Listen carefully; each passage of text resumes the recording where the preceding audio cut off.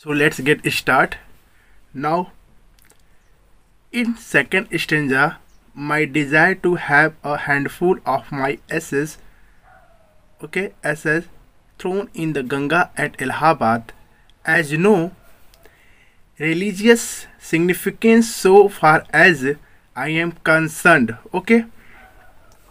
Significant का अर्थ होता है महत्व. सिग्निफिकेंट का अर्थ होता है महत्व और रिलीजियस का अर्थ होता है धार्मिक. और कंसर्न का अर्थ होता है चिंतित करना. यानी चिंता किया. तो इसका अर्थ देखिए, my desire to have a handful of my ashes throw in the Ganga at Allahabad has no religious significance so far as I am concern. ठीक है, अब ये कह रहे हैं कि मेरी ये इच्छा है कि मेरी राख की मुट्ठी भर गंगा में, इलाहाबाद में गंगा में विसर्जित करे, और has no religious significance so far as I am concerned. Has no religious significance. ठीक है, कह रहे हैं कि उसका कोई धार्मिक महत्व नहीं है. ठीक है, as far as I am concerned, और जैसे भी हो, और मैं ये चिंतित हूँ. ठीक है, ये मेरे लिए चिंता है. और यदि उनका ये कहने की इच्छा था कि यदि मेरे राख को अगर आप गंगा में विसर्जित कर देते हैं तो वे मेरे जीवन की सबसे सुनहरा और उनकी जो इच्छा रही, टेस्टामेंट जो रही, वो उनकी पूर्ण हो जाएगी. ठीक है, आगे देखिए, I have no religious sentiment in the matter. अब ये कह रहे हैं कि यहाँ कोई भी धार्मिक भावनाओं का समस्या नहीं है ना, यहाँ पे उसकी मैटर नहीं है. ठीक है, ये बोलना चाहते हैं. I have been attach to Ganga and the Jamuna rivers in Allahabad ever since my childhood and as I have grown older this attachment has also grown. देखिए, अब ये कह रहे हैं कि I have been attach to Ganga. कह रहे हैं कि मैं गंगा और जमुना की नदियों से, जो इलाहाबाद में प्राय मेरे बचपन से ही वो लगाव रहा है. ठीक है, तो ये कह रहे हैं कि इसमें कोई धार्मिक मुद्दा नहीं समझे, न धार्मिक कोई ऐसी भावनाएं समझिए. ये मेरा बचपन से, यानी मेरी बचपने से अवस्था में ही हम गंगा जमुना से काफ़ी करीब रहे हैं. ठीक है, आगे देखिए, I have grown older this attachment has also grown. अब क्या करें, जैसे जैसे मैं बढ़ता गया वैसे वैसे मेरी इससे जो लगाव था ना, वो भी क्या होता रहा, यानी कि वो भी बढ़ता रहा. ठीक है, अब क्या करेंगे, जैसे कि एक तरफ से देखा जाए किसी भी चीज़ से लगाव रहता है, तो यदि आप बढ़ते रहते आपके अंदर की जो भावना है उसके प्रति और आकर्षित हो जाती है. ठीक है, I have watched their varying moods as the season changed and have often thought of the history and myth and tradition and song and story that have become attached to them through the long ages and become part of their flowing waters. ठीक है, अब ये देखिए क्या करे, कह रहे कि मैंने देखा है their varying moods. Varying moods का भी अर्थ डाल लीजिए. इसका अर्थ होता है कि इसके अलग अलग जो परिवर्तन हो रहे थे. ठीक है, अलग अलग मूड्स हो रहे थे, बदल रहे थे. किसके? सीजन यानी मौसम के, बदलते मौसम के अलग अलग मूड्स को भी इन्होंने देखा है. Have often thought of the history, और इन्होंने इतिहास के उन विचारों को भी क्या किया है, देखा है. ठीक है, और मिथ्य को भी देखा है, परंपराओं को भी देखा है, और यहाँ तक कि गाने, कहानियाँ have become attach to them through the long ages, मतलब लंबे समय तक इनसे अटैच हुआ है. Become part of their flowing waters, और इतना ही नहीं, वो बहती हुई पानी की अपने बहती हुई पानी के भी वो क्या है, भाग बने थे. यानी वो काफ़ी करीब से इसको क्या करते थे, महसूस करते थे. ठीक है, यहाँ तक समझ में आगे होंगे. ठीक है, और मैं आपको पूरे वर्ड मीनिंग इसमें आपको प्रोवाइड कर दूंगा, इसमें आपको कोई भी चिंता करने की आवश्यकता नहीं है. This is third stanza. The Ganga ठीक है, the Ganga specially is the river of India beloved of her people. Her people round which are intertwined her racial memories, her hopes and fears, her songs of triumph, her victories and her defeats. She has been a symbol of India's as long culture and civilization, ever changing, ever flowing and yet ever the same Ganga. Okay, अब देखिए यहाँ तक मैंने रुका, जहाँ full stop हूँ वहाँ रुक जाना चाहिए और तो ही हमें समझ में आ सकता है, ठीक है। The Ganga specially is the river of India, ठीक है। अब ये कह रहे हैं कि गंगा जो है भारत की सबसे प्रमुख और प्रसिद्ध नदियों में से एक है, ठीक है, वो पहला है। बिलव्ड ऑफ हर पीपल, और जो उन लोगों के अंदर क्या था, प्यार भरा था, ठीक है, यानी लोगों के अंदर इस गंगा के प्रति जो लगाव था, ठीक है, वो थे। और ठीक है,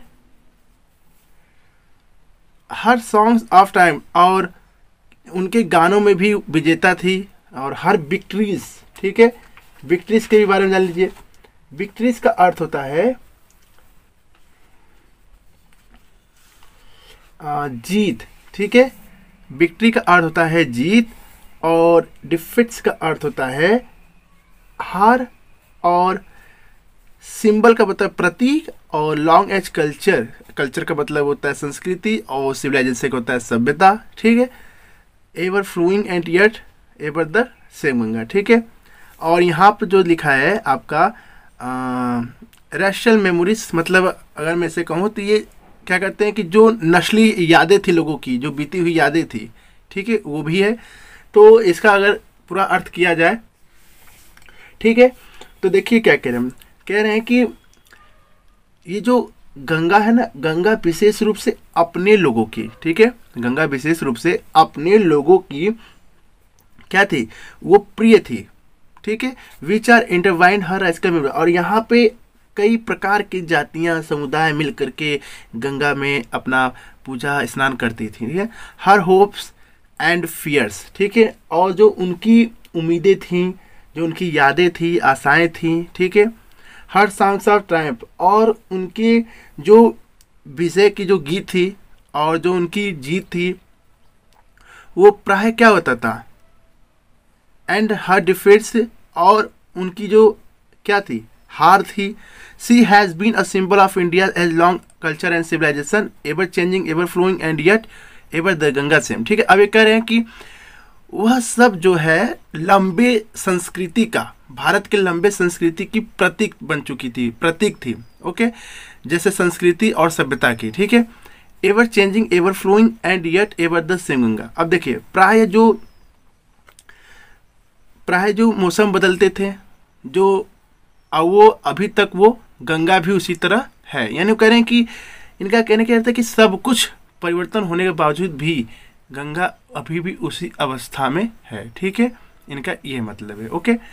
अब देखिए फोर्थ स्टेंजा क्या कह रहा है।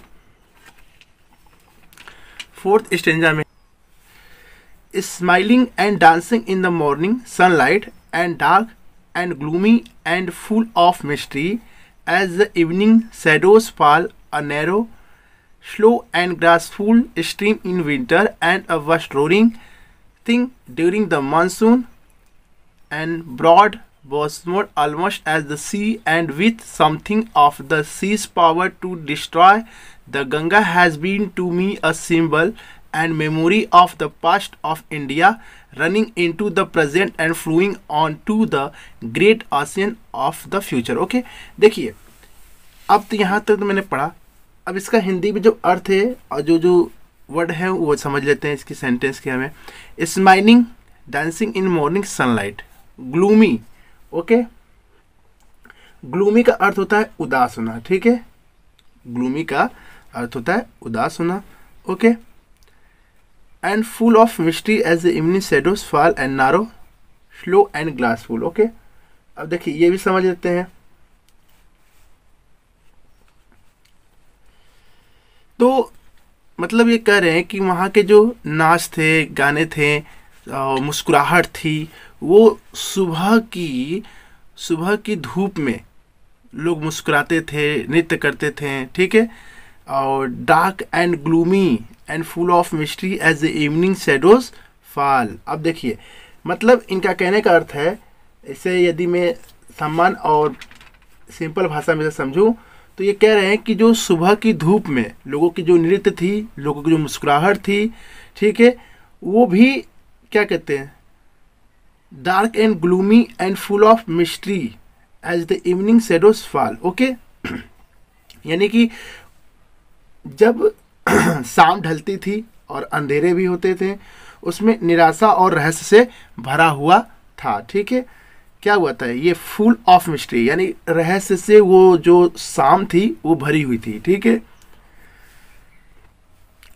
आगे देखिए, सर्दियों में, okay, slow and glassful steam in winter. Okay, सर्दियों में एक संकीर्ण, ओके, एक संकीर्ण धीमी, ठीक है, यहाँ है ना, संकीर्ण मतलब नारो होता है, स्लो मतलब धीमी होती है। ठीक है, यानी सर्दियों के मौसम में एक संकीर्ण और धीमी सुशोभित धारा, ठीक है, vast rolling thing during the monsoon was more almost at the sea and with something of this is a power to destroy the Ganga has been to me a symbol of memory। Okay, तो इसका पूरा देखिए, सुशोभित धारा, ठीक है, stream मतलब ग्रासफुल stream मतलब सुशोभित धारा, और एक विशाल thing during the monsoon broad pause almost. Okay, एक विशाल गर्जने वाली जो चीज़ थी वो मानसून के दौरान थी। क्या थी, बस टोनिंग मतलब होता है एक विशाल, और थिंग चीज ड्यूरिंग द मानसून यानी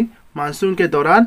ओके, ब्रॉड पॉसमड, ब्रॉड पॉसमड मतलब होता है कि लगभग समुद्र के रूप में, ठीक है, लगभग समुद्र के रूप में, with something of the sea's power to destroy, और ये क्या करे कि उस समुद्र की शक्ति को भी नष्ट करने के लिए, ठीक है, नष्ट करने के लिए जो कुछ के साथ जो हो गया था वो मेरे लिए क्या बोल रहा है, Ganga has been to me a symbol, यानी गंगा जो मेरे लिए प्रतीक, memory of the past of India, यानी भारत के अतीत की वो यादें हैं, running into the present and flowing on to the great ocean of the future.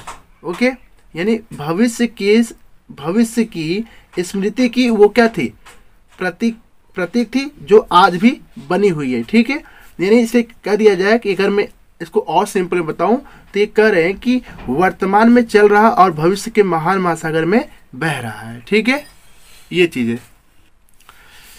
Now see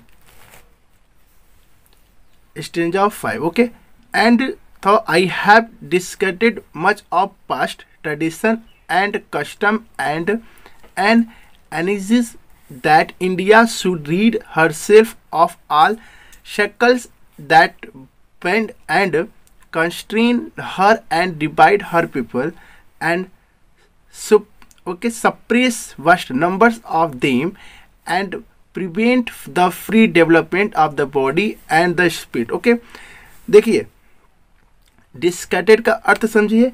डिस्कटेड का मतलब होता है बाहर किया हुआ, ठीक है, पास्ट ट्रेडिशन यानी कि जो अतीत की जो परंपरा थी, कस्टम मतलब संस्कृति, एनिक्सिस का अर्थ होता है, ठीक है, चिंतित, और रीड हर सेल्फ यानी उसने स्वयं क्या किया, छुटकारा पाया, ऑल सेक्टर्स यानी पूरे धर्म से यानी सभी धर्मों से, बैंड, ओके, बैंड का अर्थ है bind and constrain. Okay, constrain मतलब विवश, और divide her people and suppress. Okay, suppress का अर्थ होता है दबाना, बस्ट नंबर्स ऑफ देम यानी उनके विशाल संख्या में, प्रिवेंट का होता है रोकना, और free development of the body and the spirit. Okay, spirit का मतलब होता है आत्मा। ठीक है, तो देखिए अब इसको सिंपल में किया जाए। हालांकि इसका जो अर्थ है,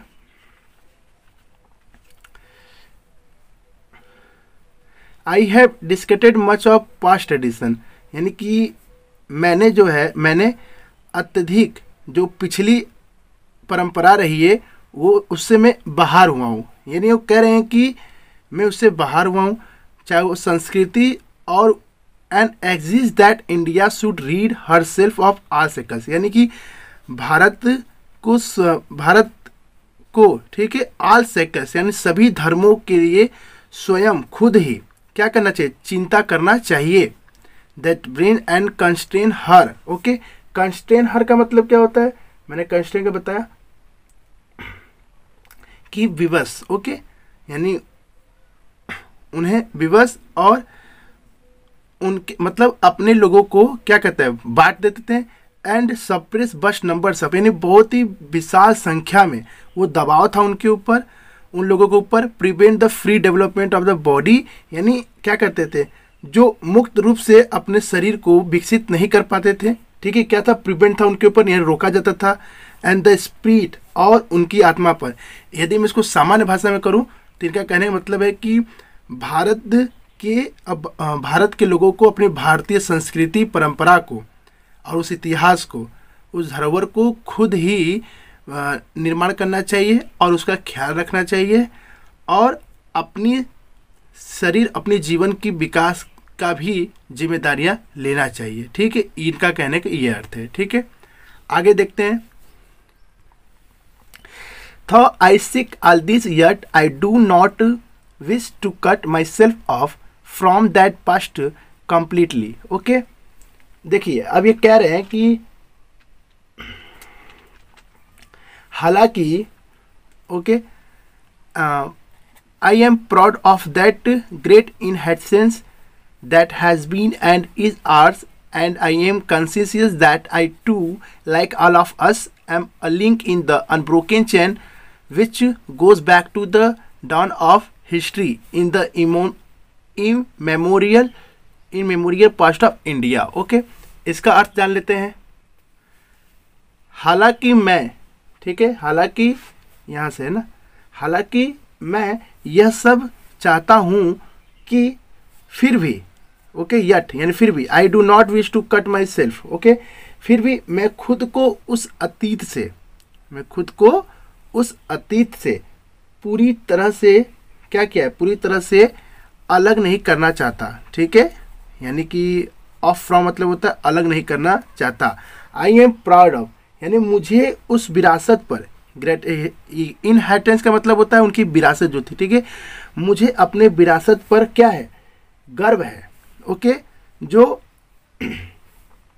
जो आज भी है और कल भी है और हमेशा मेरे लिए रहेगी। I am conscious that I too, ठीक है, और मैं भी हम सभी की तरह क्या करा है, आई टू लाइक ऑफ अस, मैं भी और उन सभी की तरह, I am a link in the unbroken chain, यानी जो जुड़ाव है, जो श्रृंखला है, वो कभी भी क्या है, अलग नहीं हो सकता। ठीक है, goes back to dawn of history in the immemorial past of India, यानी भारत के इतिहास में उस अतीत का हम हिस्सा रहेंगे।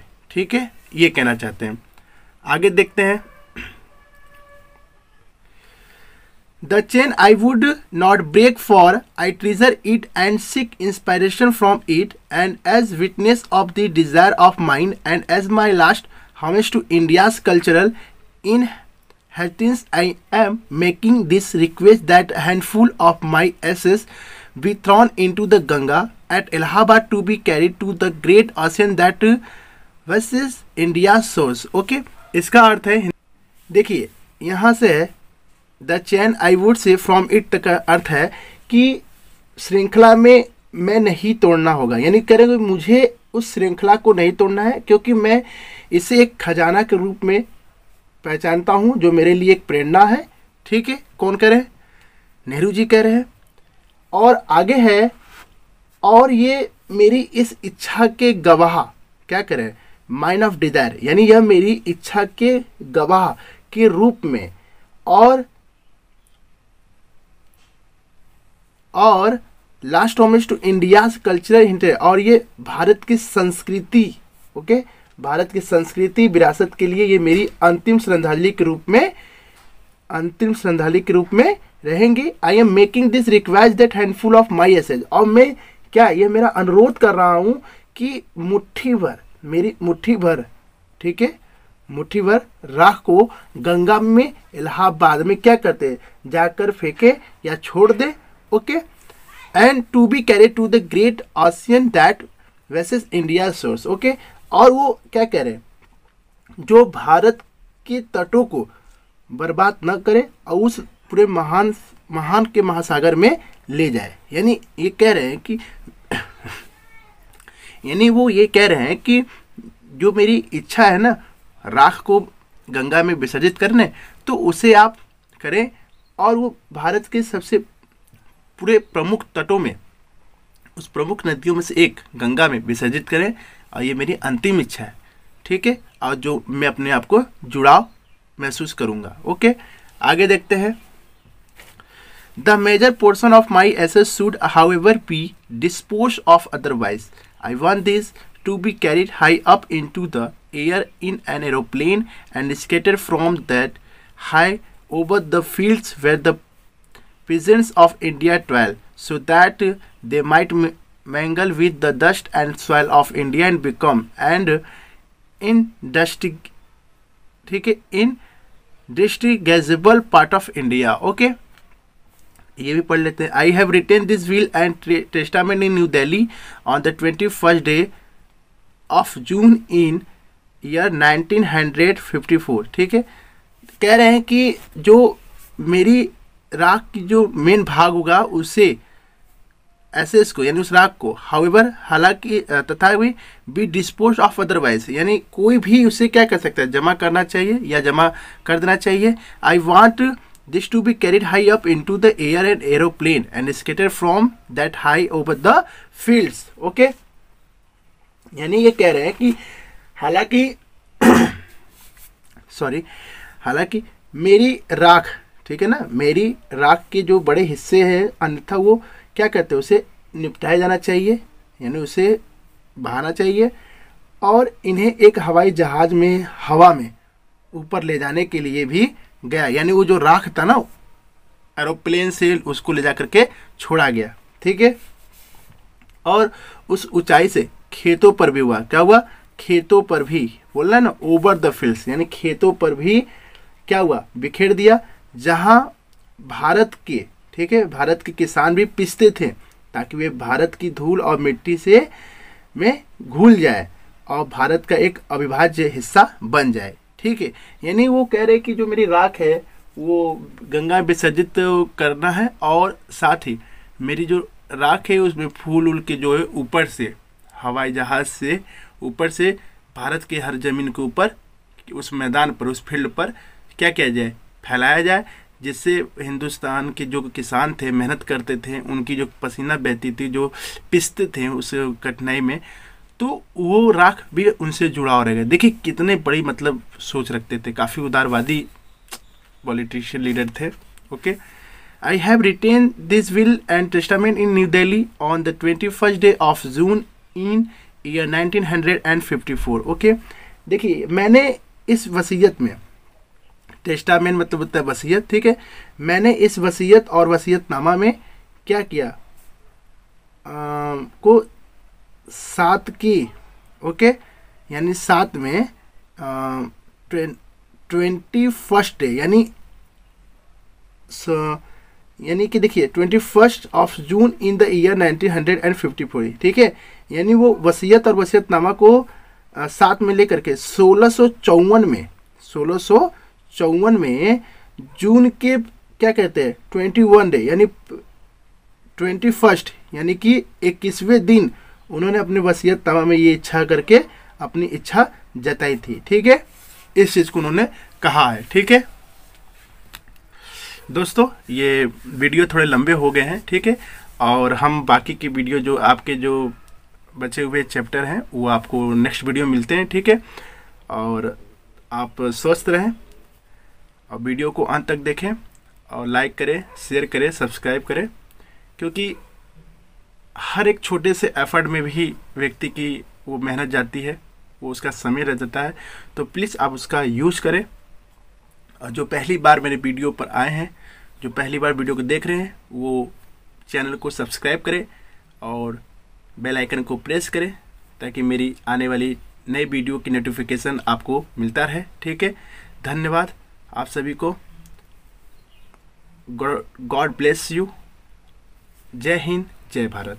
Okay, C you.